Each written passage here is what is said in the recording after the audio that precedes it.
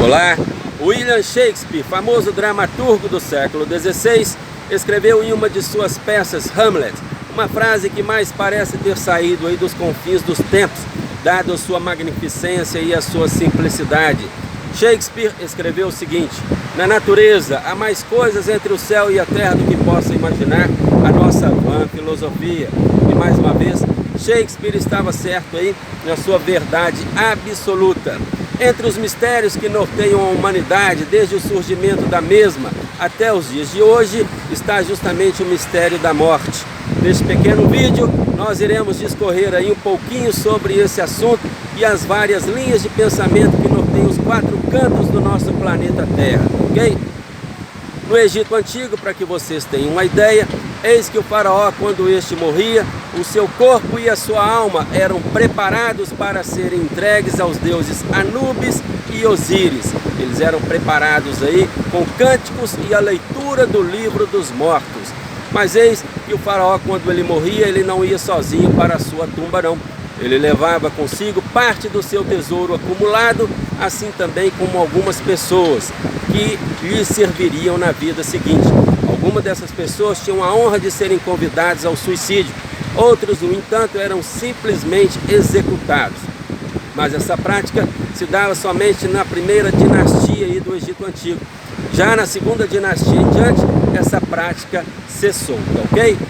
Já para o filósofo grego Sócrates, que nasceu no ano de 469 a.C.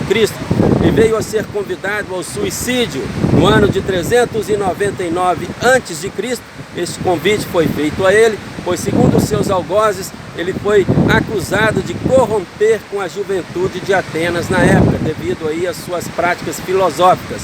Entre as ideias de Sócrates que o levaram à morte, estava também a ideia da alma, pois segundo Sócrates, a alma vivia no mundo das verdades eternas antes de nascer aqui nesse mundo.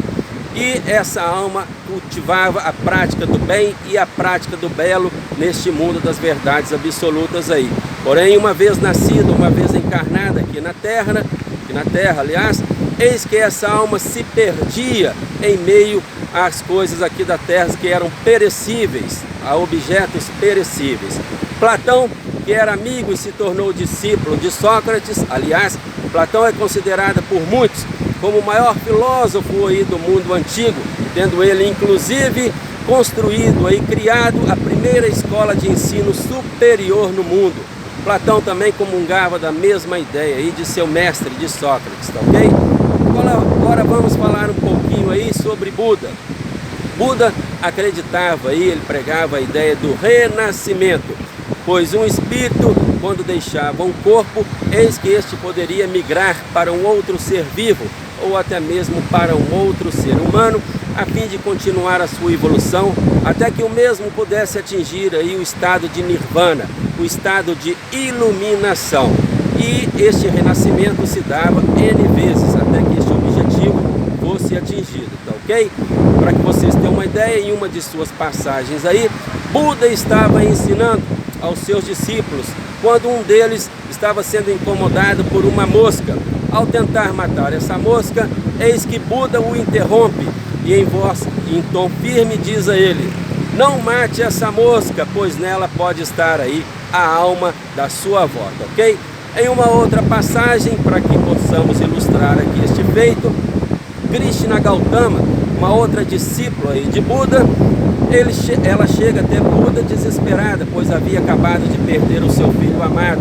Sem saber como lidar com essa situação, pergunta ao mestre o que fazer.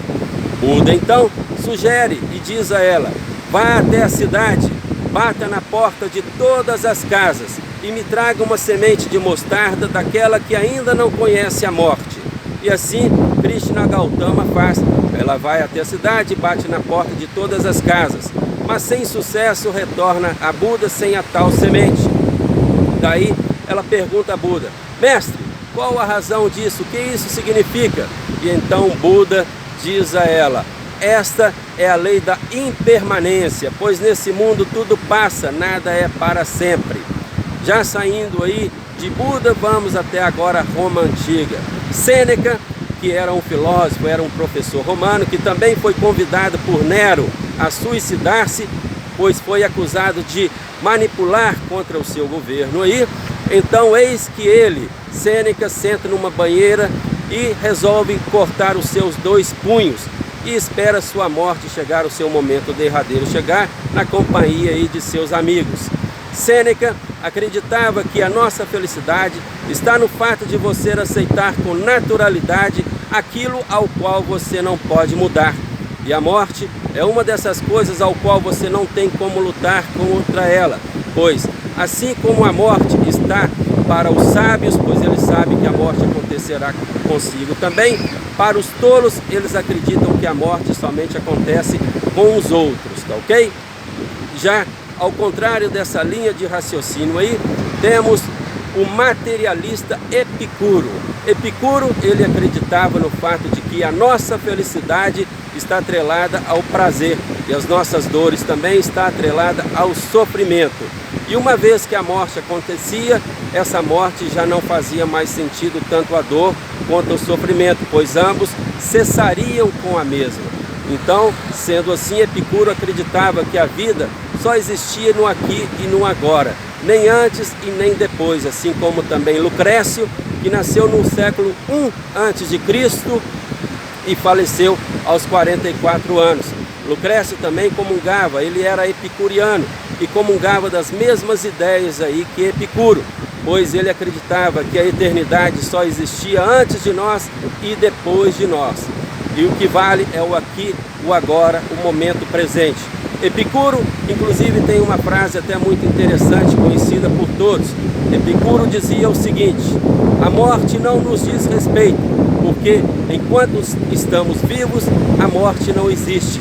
E quando não existimos mais, a morte já não está mais presente em nosso meio, tá ok? Essa era uma linha de pensamento aí de Epicuro. Já com relação aí ao cristianismo, vamos falar um pouquinho sobre o mesmo agora. O cristianismo, quando chegou no ano de 553 depois de Cristo, houve o concílio aí de Constantinopla. E neste concílio, o que foi que aconteceu? A reencarnação, que era algo que era aceito com naturalidade até o século V, meados do século VI, foi substituído aí pela ideia da ressurreição. É isso mesmo, ele foi substituído. Mas por que isso aconteceu? Aconteceu pelo seguinte: Teodora, que era esposa aí do Justiniano, do imperador Justiniano, ela que era uma mulher má, desumana, escravocrata e preconceituosa, ela temia ter que vir na vida seguinte como uma escrava negra. Daí então, ela iniciou uma forte pressão sobre o Papa Virgílio da época para que este retirasse dos textos bíblicos as partes que falavam aí sobre a reencarnação. Eis então que o Papa Virgílio, cedendo à pressão, acabou neste concílio do ano de 553, substituindo pela ideia da ressurreição. Mas a reencarnação era aceita com naturalidade pelos cristãos, até por Jesus Cristo, como está em Mateus 11,14, quando Jesus, ao se encontrar com João Batista, vê nele o espírito, reconhece nele o espírito do profeta Elias, que já havia falecido séculos antes, mas que deveria voltar como precursor do Messias aí neste caso, tá ok? Inclusive, nós temos uma passagem bíblica aí também, que Jesus, após a sua morte, ele ressuscita 3 dias depois e ascende ao céu, onde ele voltará no futuro para que faça o julgamento dos vivos e dos mortos. E nessa separação aí, aqueles que viverão consigo eternamente no paraíso irão ser separados daqueles que ficarão aí vivendo para toda a eternidade no fogo eterno. Já no ano de 1804, nasce na cidade de Lyon, na França, e aquele que viria a ser conhecido aí como o pai do espiritismo, Allan Kardec. O kardecismo, ele prega aí a reencarnação, mas ele também prega aí a caridade e a mediunidade. Esta última aí, a reencarnação, sendo aceita como uma prática exigente, aí, uma prática que ela é conhecida pelo fato de que você não consegue atingir o seu estado de iluminação, você não consegue atingir a sua evolução plena a não ser através das mesmas, através de N vidas, onde você, através das suas reencarnações sucessivas, você pode expiar aí as suas culpas e reparar também os seus erros cometidos ao longo dessas vidas diante de você e das outras pessoas também, tá ok? A reencarnação, portanto, ela é aceita com naturalidade aí pelos kardecistas. Mas e você? E você? Em quem você acredita? Você acredita no renascimento pregado aí por Buda, onde a sua alma pode ir de um espírito, aliás, de um corpo ao outro, até que você possa atingir aí o seu estado de nirvana?